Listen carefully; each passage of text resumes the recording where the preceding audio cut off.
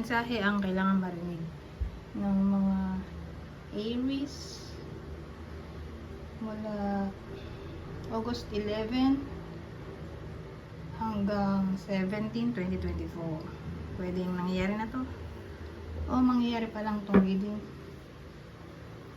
Kung hindi man para sa inyo tong magiging reading, baka para sa someone na malapit sa inyo o sa someone na kakilala nyo mismo. Baka may lumabas na gender. Gawin nyo na lang energy, masculine at feminine energy. Pwede rin naman na wag nyo nang pansinin yung gender po, as long as tama naman yung reading sa sitwasyon nyo. Mali lang yung gender, ganun na nga lang. Wag nyo nang pansinin ang gender. Pero ano to?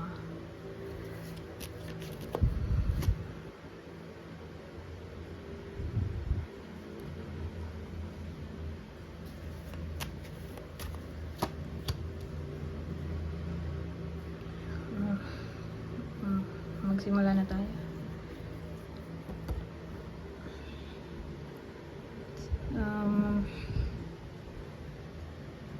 Hierophant. Tapos Hierophant na upright. Baliktad ang Ace of Wands. Nakatayo ang High Priestess. Baliktad ang Five of Cups.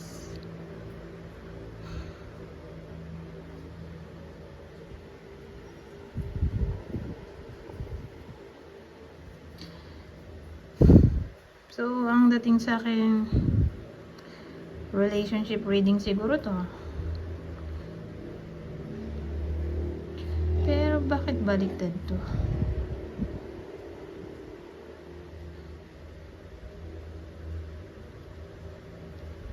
Siguro ang pinagawa yan ay boredom o infertility. OMG.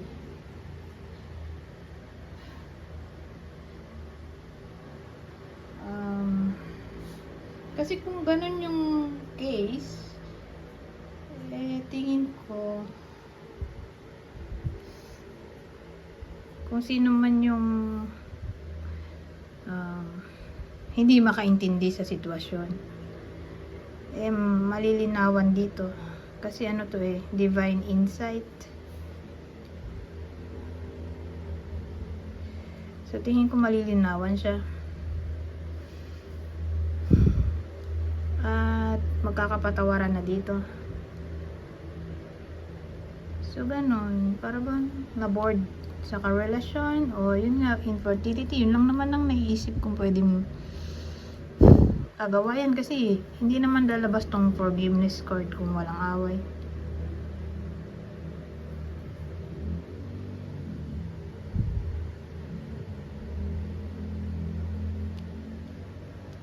So ganyan ang dating. Either nangyayari na to, mangyayari pa lang. Pwede rin tong mangyari doon sa kakilala ng iba sa inyo kung di man tumama sa inyo. Anyways, ito ang possible partner ng Aries sa kwento.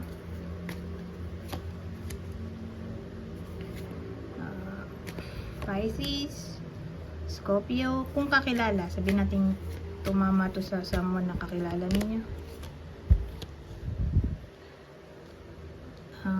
Gemini at Scorpio, kaya lang di nakita.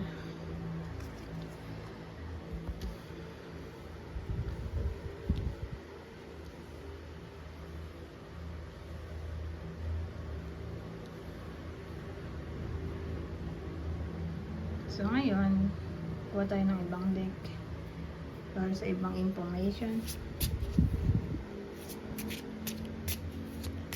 Ano pong masasabi dito ng deck na to? So meron tayong 6 of Diamonds at 8 of Diamonds. So puro diamonds.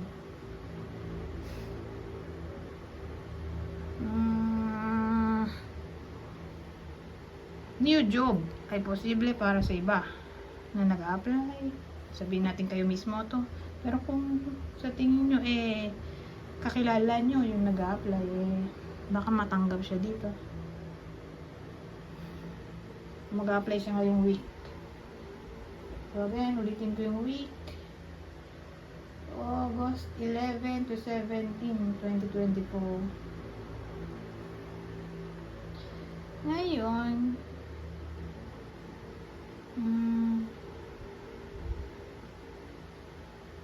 ano pa ba yung masasabi dito?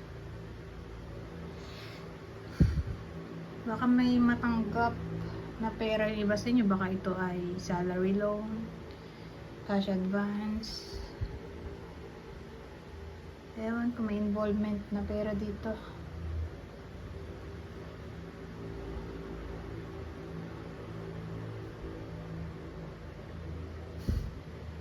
Pero at first, parang magkakaberya siya Pero don't worry, kasi maayos naman. Yung iba baka malipat ng department, branch.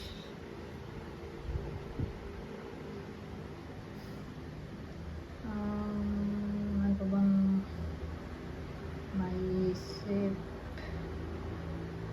dito? Baka makatanggap ng small amount of money o gift. Pwede rin.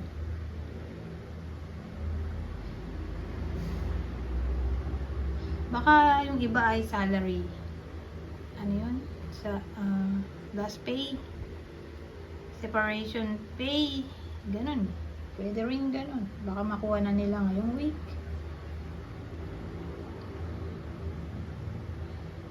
So again, last pay o separation pay.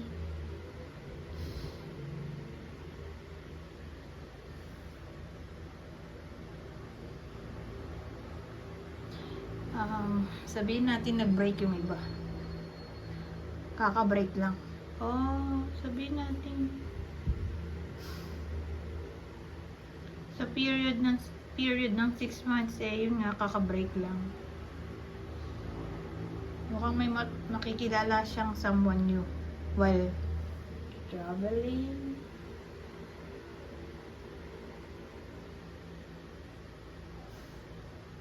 Pwede rin.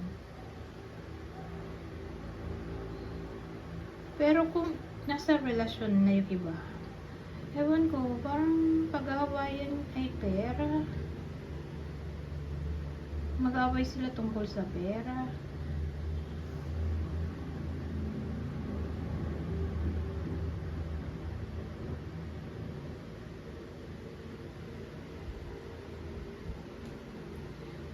Pero grabe naman kung separation agad.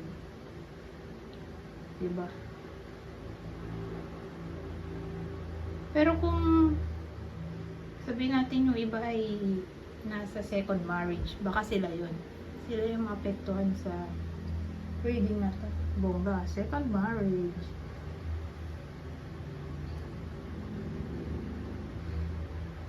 Yung ano mo yun, naanal yung una. So kinasal sila ulit. So again, baka sila lang yung maapektuhan ng wedding na to.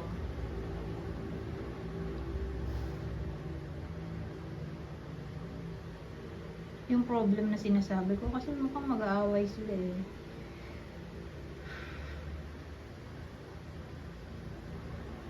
Pero grabe nga kung maghihiwalay.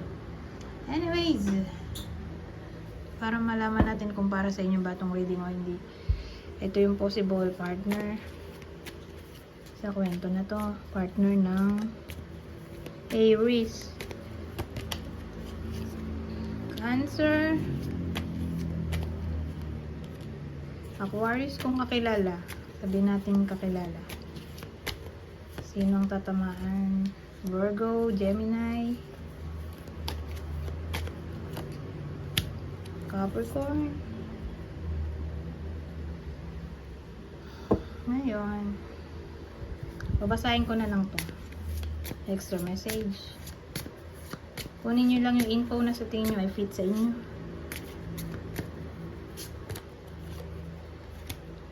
So, sabi dito, wait.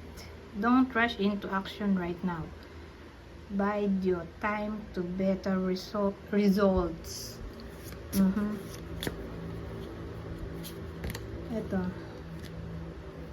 Simplify your life. Eliminate clutter from your home and work life to balance the flow of activities. Ito na ang huli. Ito na ang huli.